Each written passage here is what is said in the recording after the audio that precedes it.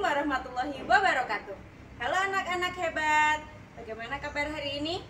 Semoga anak-anak tetap sehat dan semangat ya untuk belajar. Kali ini, sebelum kita belajar, mari kita berdoa menurut agama dan keyakinan masing-masing. Berdoa dipersilahkan.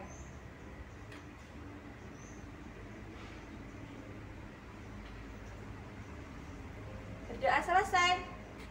Anak-anak, hari ini kita akan belajar tentang bagaimana cara membuat ringkasan. Mari kita buka halaman 126. Di sini, sebelum membuat ringkasan, perhatikan langkah-langkah membuat ringkasan berikut. Cara membuat ringkasan, yang pertama, membaca naskah asli. Naskah yang mau diringkas, anak-anak baca dulu dari awal sampai akhir. Membaca naskah asli sekali atau dua kali, kalau perlu berulang kali hingga kamu paham isi cerita itu. Mengetahui kesan umum atau inti dari tulisan, ya seperti gagasan pokok itu ya. Kemudian mengetahui maksud dan sudut pandang penulis naskah asli. Oke, intinya anak-anak kalau membaca naskah, kamu pahami, jangan hanya bisa membaca, tapi bisa memahami isi dari naskah itu. Yang kedua adalah mencatat gagasan utama. Nah, kemarin-kemarin kita kan sudah belajar tentang gagasan utama atau gagasan pokok. Masih ingat artinya gagasan utama, gagasan pokok? Diambil dari kalimat utama, diambil intinya. Ya, ringkasan dari kalimat utama. Kalimat utama itu bisa ada di awal atau di akhir paragraf yang mencakup isi dari satu paragraf tersebut. Kemudian mencatat gagasan utama ini artinya membaca tulisan bagian demi bagian sambil mencatat gagasan pokok. Sudah bisa ya? Kemudian menggunakan gagasan pokok yang digunakan untuk menyusun ringkasan. Yang ketiga, menggunakan kalimat baru. Menggunakan kesan umum atau inti untuk membuat ringkasan. Menyesuaikan urutan isi dengan naskah asli. Lalu menggunakan kalimat baru dalam ringkasan. Dan menggambarkan tulisan asli dalam kalimat baru.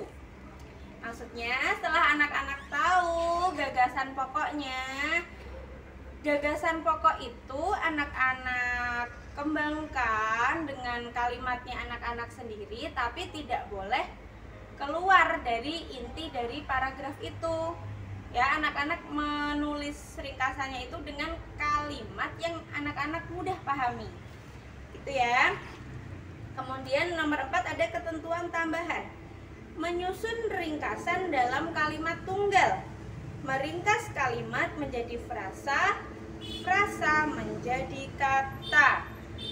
Kalimat tunggal itu kalimatnya yang hanya berisi yang masih sederhana ya, belum kalimat majemuk yang isinya subjek, predikat, objek, keterangan.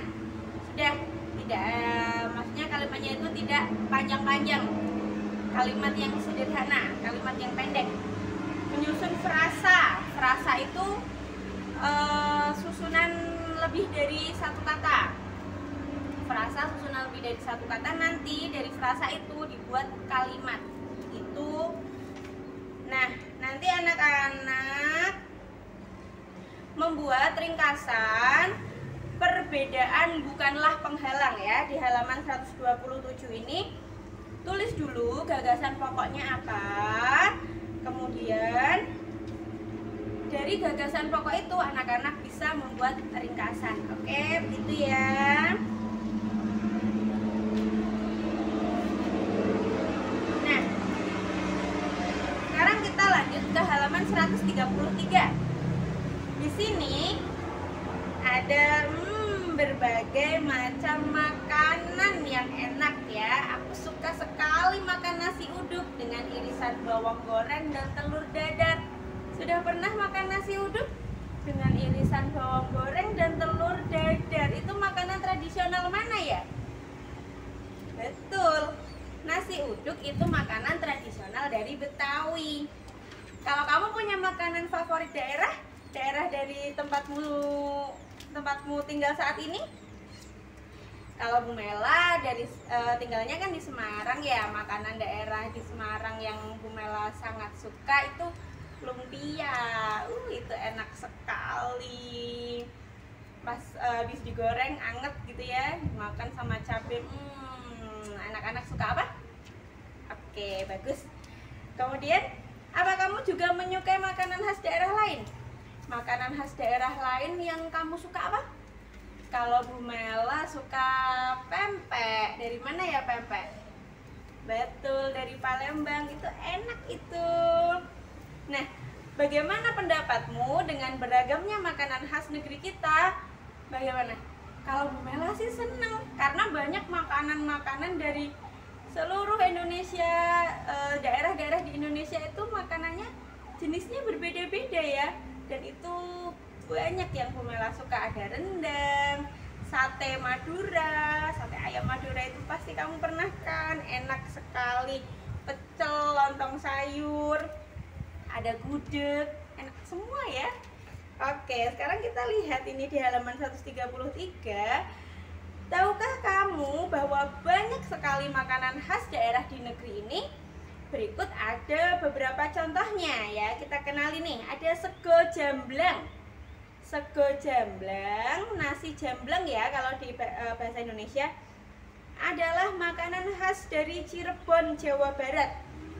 Bu Mela belum pernah makan ini. Kamu sudah pernah?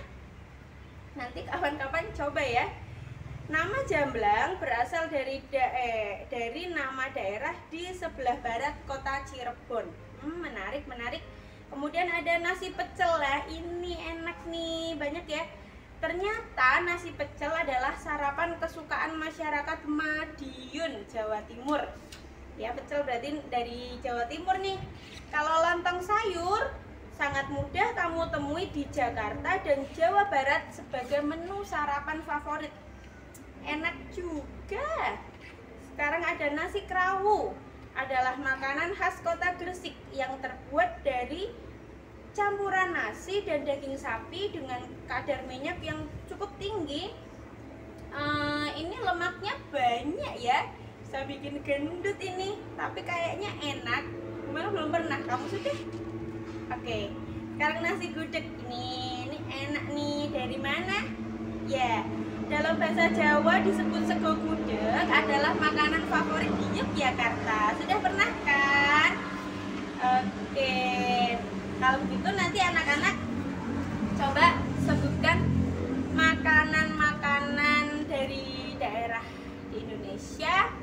Coba sebutkan 10 ya, 10 makanan yang kamu tahu di daerah Indonesia. Sebutkan ininya, nama makanannya sama daerah asalnya. Gitu ya. Duh, jadi lapar. Oke. Demikian pelajaran kita hari ini, membuat ringkasan dan membahas makanan yang enak. Semoga anak-anak senang. Terima kasih. Wassalamualaikum warahmatullahi wabarakatuh.